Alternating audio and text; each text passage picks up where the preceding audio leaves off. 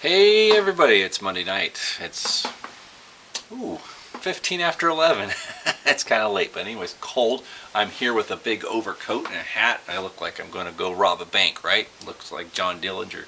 Anyways, it's it's good. Have the Victor here burning happily since it's restoration and new lease on life, but it's here burning as a welcoming beacon to the new arrival. So remember that mysterious dark type of video I did in the house a couple weeks ago about a new coming attraction, a new addition to the collection. Well, I have it. It came today by way of Illinois. So here we are. Da-da-da-da. I give you the crystal. Yes, the elusive and most often very expensive crystal lantern. This is not a Dietz though. Very similar to the Dietz, but it's not a Dietz. It's a steam gauge and lantern company example, which is this one. It comes to find out it's from the later part of their existence. This is probably just after the buyout, 1898. They were bought out in 1897, so this was the last ditch SG&L example. Not this one, but it's one of the last, I'm sure, that they manufactured.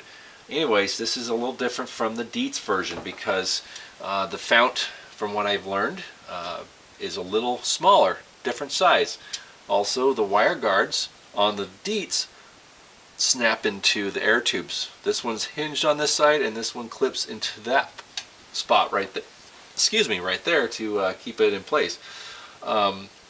The filler cap is missing, but the rest of the hardware is there. And sometimes I see even that's missing, and you just see a piece of cork in there, and that's garbage. But it's lucky I have it. It's over 120 years old, so it's okay. Downside, the plate, the globe plate, it's gone.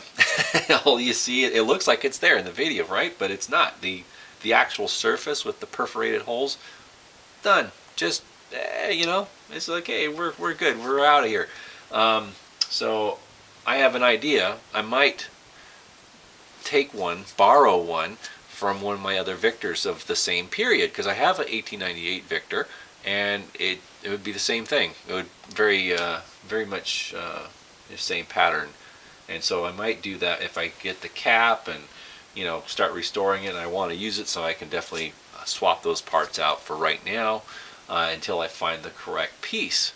So I have a few lines on that. Woody at WT Kirkman, I talked with him today, and he's looking for one in his parts. Hopefully he'll come across the right one, or something from an earlier Monarch or Victor that will work. Anyways, that's okay. I have it, and the glass fount is in great shape. It's not cracked or anything. It's in really good condition.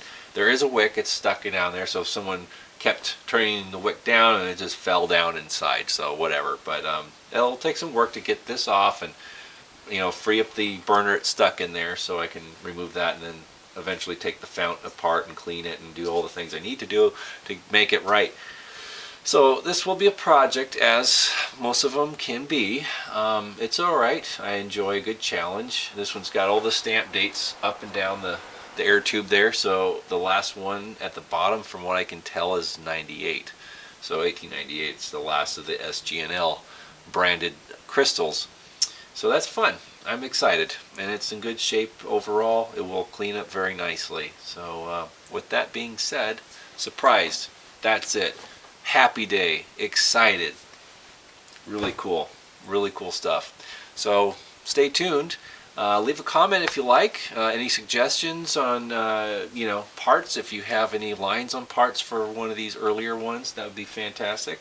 I'm interested, so please reach out. Shout out to Bob the Lantern Guy. This is it. Thanks so much for finding a globe plate in your parts. Maybe it will work. Maybe it'll work for right now. We'll see. Let's talk about it. But there we are. Have a good night, everybody, and stay warm. It's very chilly here in California. As for us, fragile Californians, 35 degrees is quite chilly. But good night. God bless.